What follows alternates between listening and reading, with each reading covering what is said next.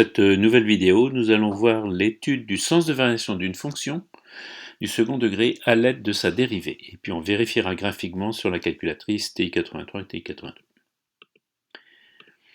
Alors, une fonction du second degré, ou qu'on appelle aussi trinôme du second degré, on va prendre à partir d'un exemple bien sûr, f de x égale à moins 5x au carré plus 70x plus 35, et pour x appartenant à l'intervalle 0,12.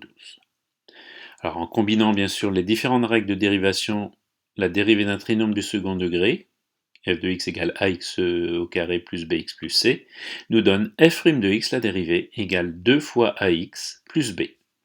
Ce qui, lorsqu'on applique cela à notre fonction, nous avons donc le carré qui passe devant et qui nous donne donc 2 fois moins 5x, plus la dérivée de la fonction affine, c'est le coefficient directeur, 70.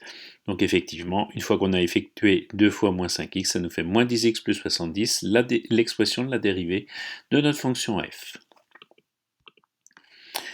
On veut étudier le signe de la dérivée. Rappel, effectivement, si je connais le signe de la dérivée, je peux connaître le sens de variation de la fonction.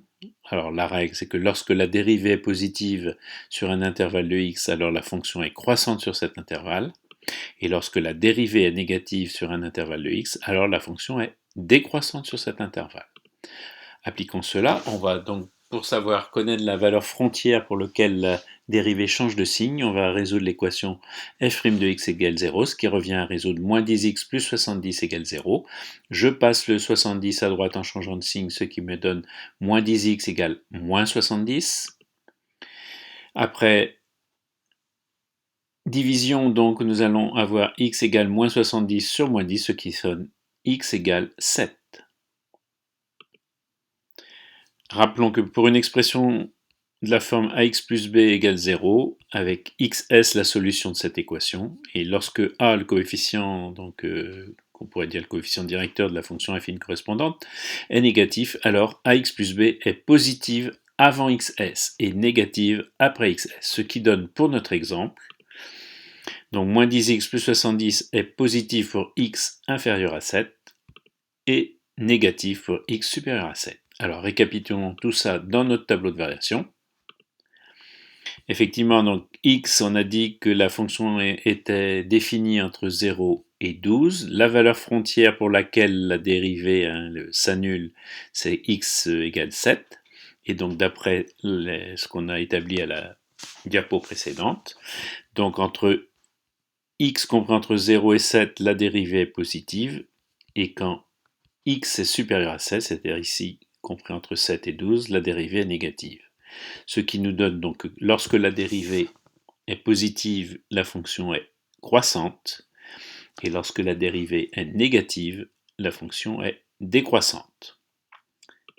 Vérifions tout cela avec la calculatrice, graphiquement. Donc j'ai saisi, bien sûr, après avoir appuyé sur la touche f de x, l'expression de la fonction en y1 et puis l'expression de la fonction dérivée en y2.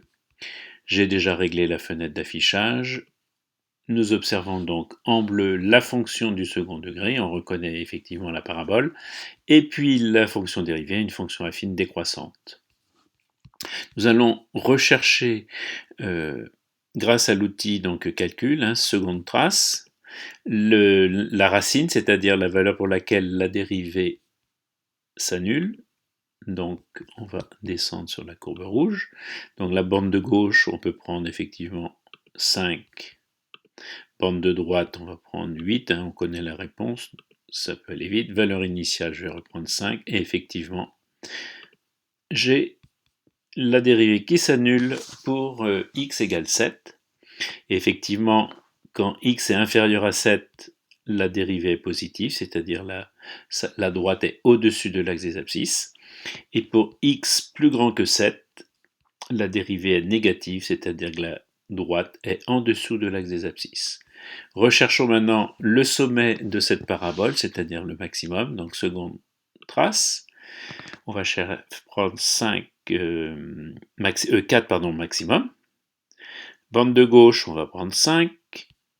je valide par entrée. Borne de droite, je vais prendre 9 par exemple. Il faut encadrer en fait la valeur le maximum présumé.